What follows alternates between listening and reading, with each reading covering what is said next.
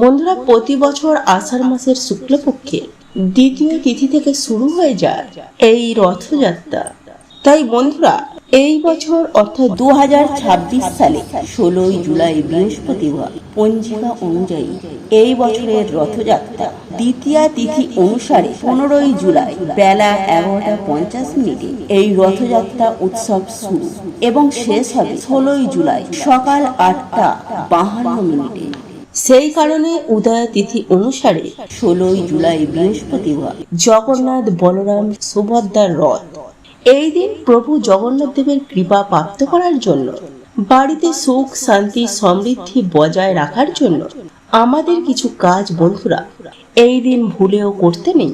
তাই বন্ধুরা, আজকে আমি আমার এই ভিডিওটির মাধ্যমে আপনাদেরকে জানিয়ে দেব যে এই পবিত্র রথযাত্রার দিন আপনারা কি কি করবেন না, কোন খাবার খাবেন না এবং কোন খাবারটি আপনারা অবশ্যই এই দিন গ্রহণ করবেন।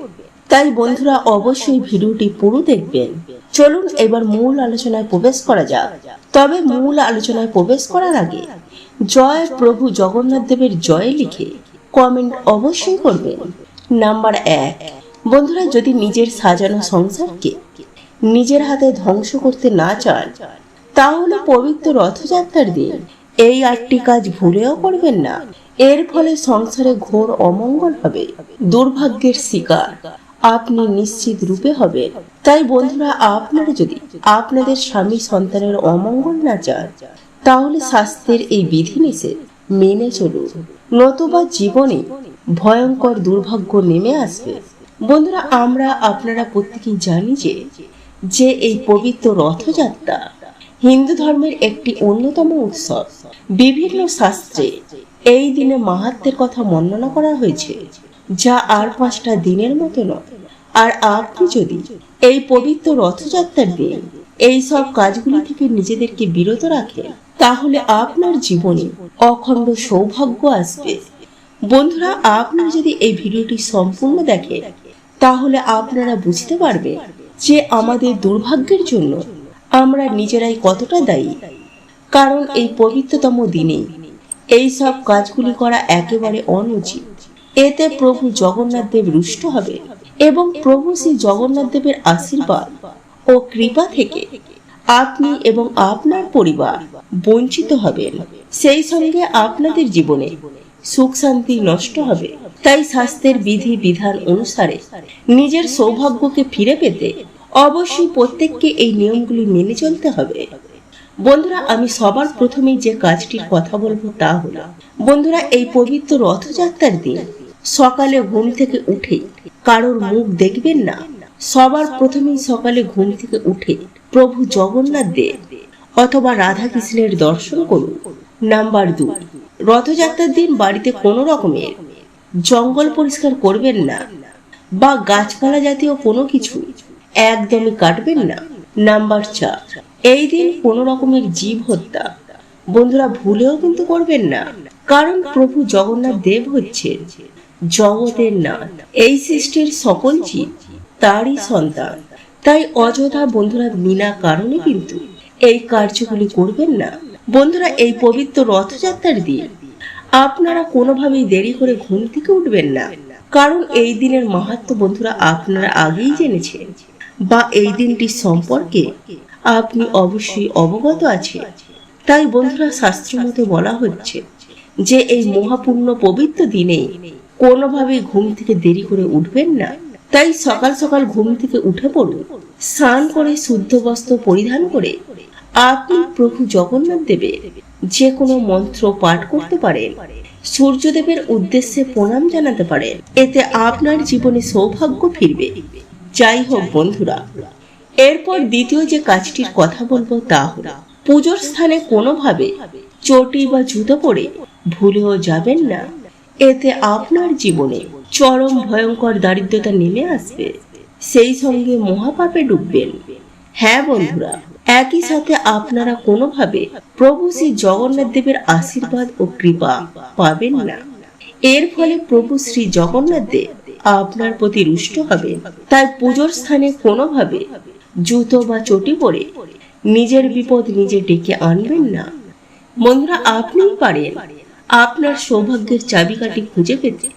যাই হোক, এইবার যে তৃতীয় কাজটির কথা বলবো তা হল পবিত্র রথযাত্রার দিন কোনোভাবে বাড়ির মধ্যে ঝগড়া, ঝামেলা, অশান্তি, কলহ, মারপিট এইসব কাজগুলি করবেন না।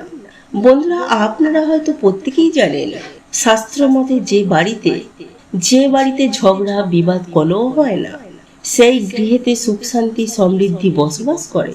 তাই শাস্ত্রের বিধি বিধান অনুসারে বলা হয়েছে নিজের গৃহে সদা সর্বদাই সুখ শান্তি বজায় রাখতে এবং পরিবার পরিজনকে নিয়ে সুখে শান্তিতে বসবাস করতে। তাই বন্ধুরা, পবিত্র রথযাত্রার দিন ভুল করেও বাড়ির মধ্যে ঝগড়া, কলহ, অশান্তি একদম করবেন না। এর ফলে আপনাদের সংসারে মহা বিপদ নেমে আসবে। এরপর চতুর্থ যে কাজটির কথা বলবো তা হলো বন্ধুরা, এই পবিত্র রথযাত্রার দিন গুরুজনদেরকে কোনোভাবে অপমান করবেন না। এতে প্রভু শ্রী জগন্নাথ দেব রুষ্ট হবে।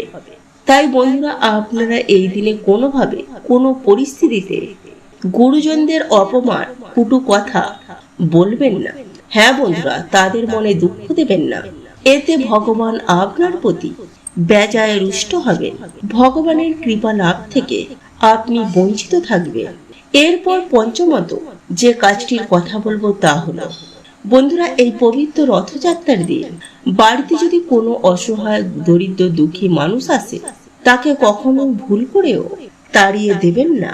বন্ধুরা, এই দিনের মাহাত্ম্য সম্পূর্ণই আলাদা। শাস্ত্রমতে আমরা প্রত্যেকেই জানি যে দান ধ্যান করলে পূর্ণতা অর্জন হয় এবং জীবন থেকে পাপ ক্ষয় হয়।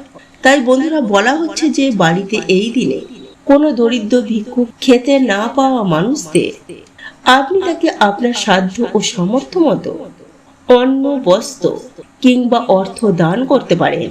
এর ফলে আপনার জীবনে পূর্ণতা অর্জন হবে। প্রভু শ্রী জগন্নাথ দেবের আশীর্বাদে আপনার জীবন থেকে সমস্ত প্রকার দুর্ভাগ্য, দারিদ্রতা বিদায় নেবে। বন্ধুরা, এরপর যে কাজটির কথা বলবো তা হলো যে এই পবিত্র রথযাত্রার দিন যারা প্রভু জগন্নাথ দেবের উদ্দেশ্যে ব্রত পালন করবেন, প্রভু জগন্নাথ দেবের পুজো আরাধনা করবেন, সমস্ত লৌকিক ত্যাগ করে নিরামিষ আহার গ্রহণ করবেন।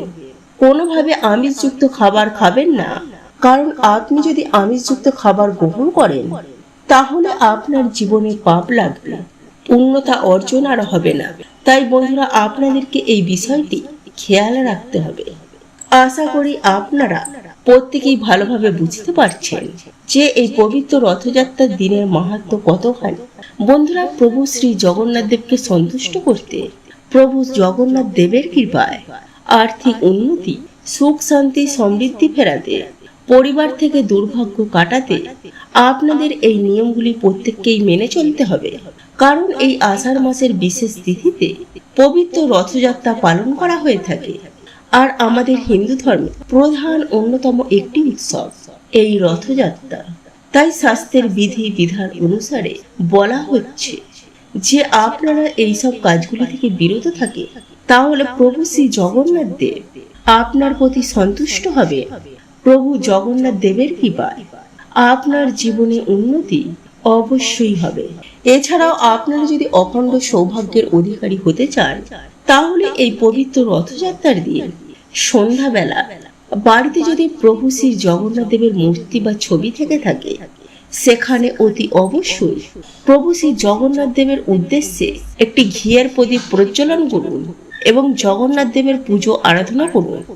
আর যদি আপনার বাড়িতে প্রভু শ্রী জগন্নাথ দেবের কোনো ছবি বা মূর্তি না থেকে থাকে, তাহলে আপনারা স্বয়ং পরমেশ্বর ভগবান শ্রীকৃষ্ণের পুজো আরাধনা করুন এবং একই সাথে নিবেদন করুন সাদা বাতাসা, মিছরি এবং তুলসী পাতা।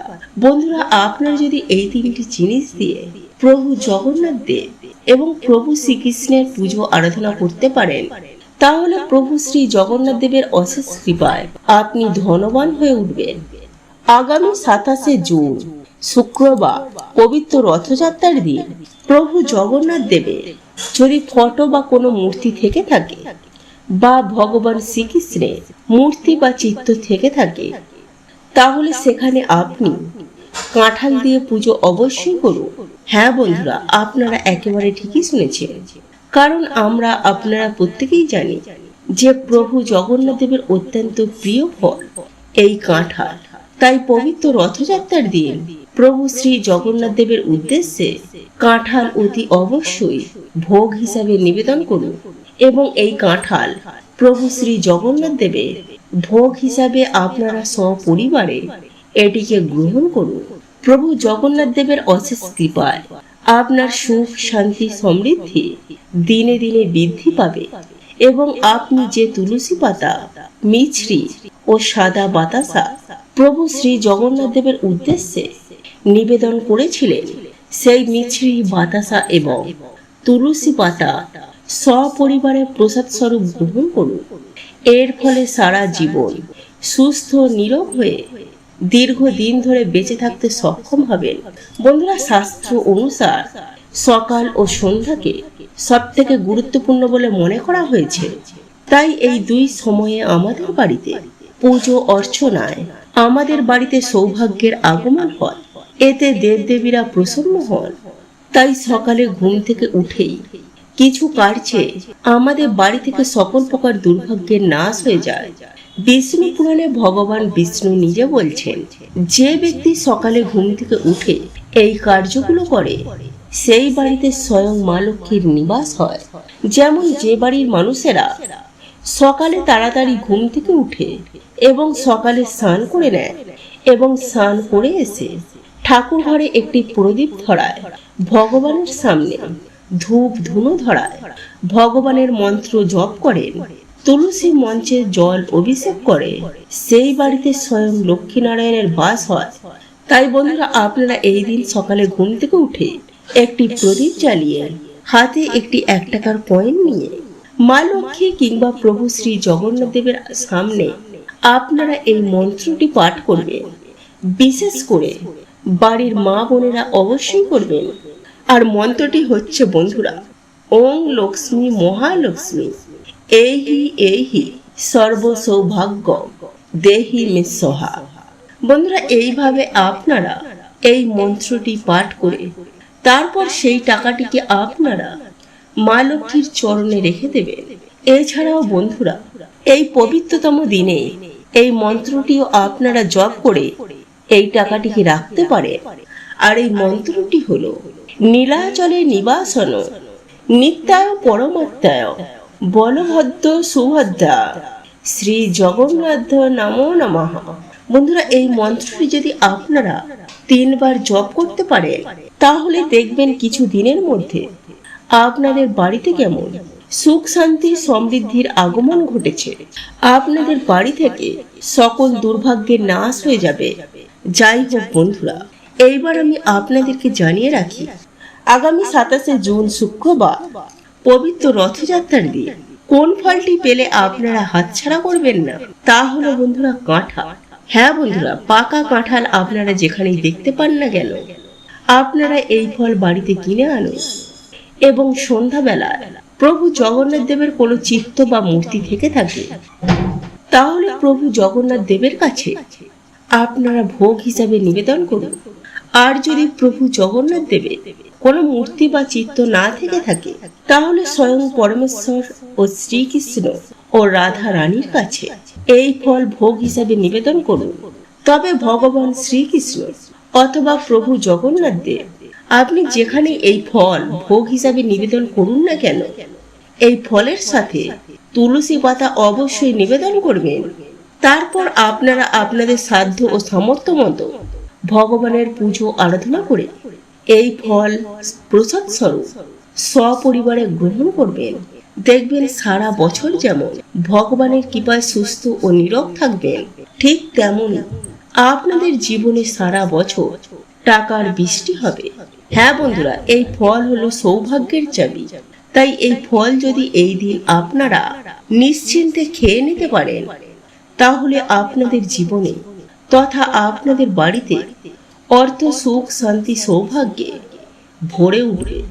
তো এই ছিল আমাদের আজকের ভিডিওটি কেমন লাগলো তা কমেন্ট করে অবশ্যই নিজের মতামত জানাবেন।